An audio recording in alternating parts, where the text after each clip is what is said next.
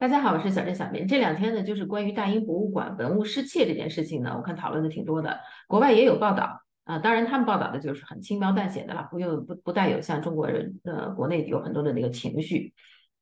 就让我想起来呢，我其实前一段时间跟那个英国的资深媒体人士 Alexander McCurry，我跟他聊天的时候哈，我们两个有聊到这件事情，就是关于文物的这个事情。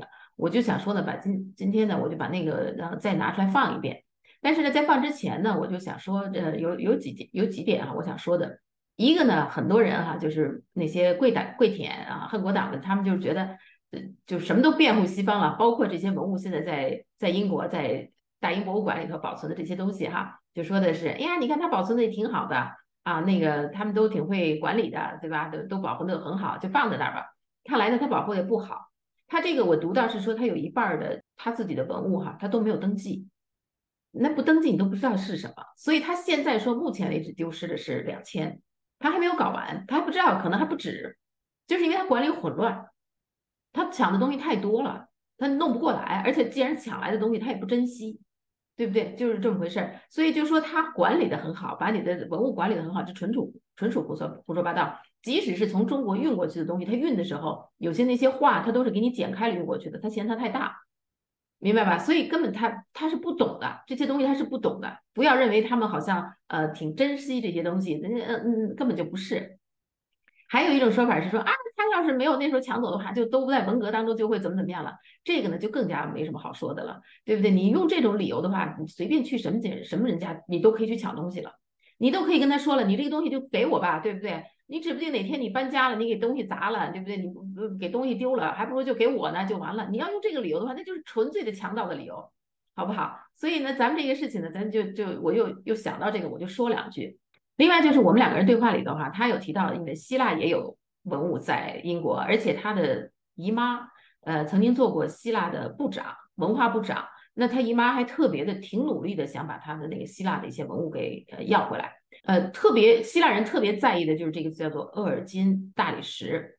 为什么叫厄尔金大理石呢？因为这个厄尔金呢，他是英国的一个外交官，他还有爵位叫勋爵。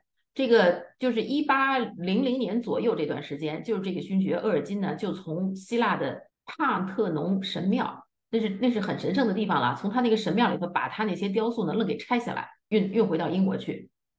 当时希腊呢是处在被奥斯曼帝国统治的时候，所以呢，他呢是作为英国驻奥斯曼帝国的大使，那他的位置地位很特殊嘛，他就利用他这个位置，然后呢又去贿赂啊这个那个的，反正奥斯曼帝国就同意他这么做了，结果他就这么干了。啊，这个是发生在1800年的左右，他把东西运回去，运回英国是1801年，但是拆除啊什么的，应该是1800年的时候的事情。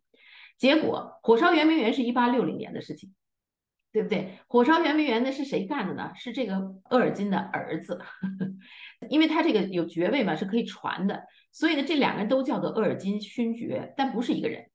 爸爸去拆除了，等于是偷和抢了这希腊的这些大理石，从他的帕特农神庙抢了他的，然后运到英国去。儿子跑到圆明园去抢，去烧，所以抢劫也是可以遗传的。所以他这里头说的这个还挺有意思的啊。所以我们就一块再回忆一下，看看他是怎么说的。我自己觉得这一段对话还挺有意思的啊，我们再回顾一下。So last year, I believe Nikki has some reports about Germany. So German museum dig into legacy of Boxer rebellion looting, and then it says a joint review of holdings of Chinese scholars to lead to return of artifacts. Okay, that's one. Yeah. Okay, next. Yeah. So Egypt wants the Rosetta Stone back from the British Museum. Okay, is it now time to heal the wounds inflicted by the colonial power? So this is, I think, last September. Now, recently, in March, here, Greece welcomes return of ancient artifacts from Acropolis, kept by the Vatican for centuries, putting pressure on the British Museum to hand back sculptures. So I guess it's they're talking about marble sculptures. Yeah, right. Yeah. So I want to know the general public feeling about the British Museum, all those artifacts, right? They are plenty coming from all over the world during the colonial era. And then you, as a Greek, how do you feel about that? Well, I should first of all declare an interest. My aunt, when she was Minister of Culture in Greece back in the Okay.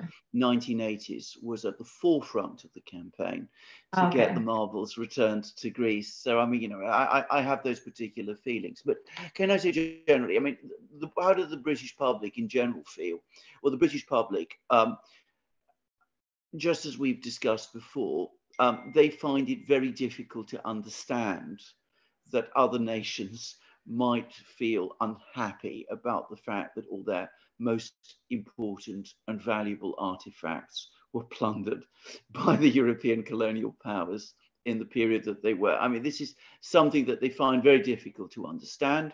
And I think they're against it. They're against returning these things because, they say, well, we have them now, so they're ours. And we don't want to see the British Museum broken up. We don't want to see the Louvre broken up. We don't want to see the Berlin museums broken up. We don't want any of those things. And of course, in Britain, it's particularly important. It's a particularly touchy issue because, of course, Britain was the biggest colonial power. Uh-huh. It was in the Yeah. 19th century when these collections were amassed. It was the world's most powerful country. So it has amassed treasures in London and across Britain on a scale that you cannot imagine. Now, can I just say, for some reason, the British had very selective ideas about Chinese art. So they weren't interested in Chinese painting, which they didn't understand. Uh-huh. But we still, if you go around Britain, if you go to British houses, the big houses, you still find lots of items of Chinese porcelain taken in the wars of 1860, in the so-called Boxer Rebellion, which wasn't a rebellion, by the way. How could it be when the empress supported it? I mean, it wasn't a rebellion, but never mind. Let's not get into the details of all of that. Yeah. But anyway, Britain is gorged with all of these artworks, all of these treasures. I mean, if you go to the Percival David Foundation, a museum very few people in China, I think, or at least the world know about. So one of the most extraordinary collections of Chinese porcelain you will find outside China. It is extraordinary what they have, including an awful lot of Sung Dynasty porcelain. And I Okay. believe there's one type of Sung Dynasty porcelain of which at one time, half the items in the world were in this museum because What's they've the name been again? Percival David. Percival Okay. Old David. David So, Museum. Okay. as I said, Britain is stuffed with Okay. this sort of thing. Things. So, Okay. uh, at some point, the Western powers, the colonial powers, need to come to some kind of reckoning about this. They need to understand that, this didn't come freely. It Yeah. was taken. I mean, Yeah. if you go into a country and you seize things and you bring them back and plunder them, be they Benin bronzes or Chinese porcelain or British Elgin marbles. I mean, they always say, well, Elgin paid for the marbles, but Yeah. he bought them in a very corrupt way, actually. Okay. Uh-huh. And he wouldn't have been able to do that if he hadn't been the British ambassador in Yeah. the Ottoman court. So you are never going to come to terms with the fact that your empire has gone if you hold on to the proceeds in Yeah. that sort of fashion. And Yes. that's something that, as I said, I don't think the European publics and have internalized at all. Yeah. Yeah. And some of those artifacts really has a lot of the cultural history significance, right? Those marbles are. And I think some Egyptian artifacts really has maybe even their religious, significance. And of course, in China, those things has a lot of history, Yeah. right? The historical significance. Yeah. Well, they have enormous significance. Of course, the British don't always, or the British or the French or the Germans or whoever, don't always understand the No. significance that some of these artworks have to the culture that they've been taken from. But of course, they don't also understand that the manner in which they were taken can also be an open wound. I mean, you don't have to spend much time studying the history of China to understand that the way in which the country was plundered, for example, in those expeditions, the one of 1860, when the Summer Palace was destroyed, by the way, I think it was the son of Lord Elgin who stole the marbles. So it's the father stole the marbles, the son burnt down the Summer Palace. Just saying. But anyway,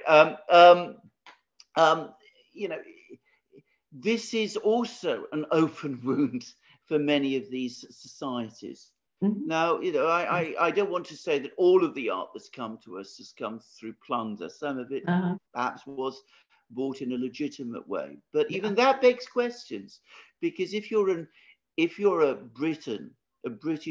wealthy British collector in Shanghai in 1900 buying porcelain, you're going to have a very different kind of pull than you will have a kind of ability to get things which you might not do if you were just a collector, if I can put it like that. You understand that the interest of this, it is from time to time, there's always talking about is it time, you know, to put pressure. I think that the related is the royal family, they own those diamonds and you know, with the coronation. So I think both South Africa and India has been asking those diamonds, but it's a different deal, right? Those diamonds belongs to the royal family, not the British Museum. Is that right? So that is absolutely correct. They're in fact, I believe, technically, they're property of the British Crown, which is a separate entity from the individual who is the king. But anyway, whatever. I mean, the fact is, I don't think we need to spend too much time debating this. The point is, they're owned by the British state. Remember, the British Museum is also owned by the British state. So it's different. It's different parts of the British state that owns all of these things, and they are a legacy of empire. I mean, I talked about you know, the things that the British took from China, because, well, I mean, you know, you're from China, so we have that connection. But I mean, in India, it's even worse. The British directly ruled India. I mean, the amount of things they took from India and the amount of destruction they did in India was proportionately much greater. I mean, if you go to Delhi and you visit the fort, the Red Fort in Delhi, it's what most people don't know is that what you see today is only a remnant of what had been there before the British destroyed it. So it's this whole complicated history which the British have never acknowledged or accepted. This is one of the interesting things about Westerners. If they did something, but it happened 50, 20, 30, 50, 100 years ago, well, that's history. We don't worry about that. That's in the past. If it happens today to us or to people we support, well, then it's outrageous. It's monstrous. It's an entirely inappropriate and terrible thing. Well, that's all I have for today. It's more than 1.5 hours. So I spent lots of your time. So thank you so much. No, my enormous pleasure. I have to say, I enjoy these 1.5 hours. Yeah, I mean, I ask you all kinds of questions you might not get, you know, like the British Museum, you know, but I guess you're probably interested. It's a big topic. It's always been a big topic in China, you know.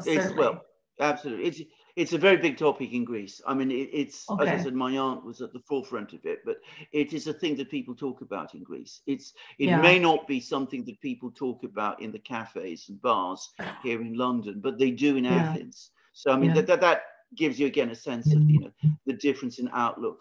The British want to keep these things, but they don't really have that same sort of connection to them that people in Greece do, because it is a part of our heritage. 谢谢大家，喜欢我的节目麻烦点赞、留言、转发、订阅，谢谢。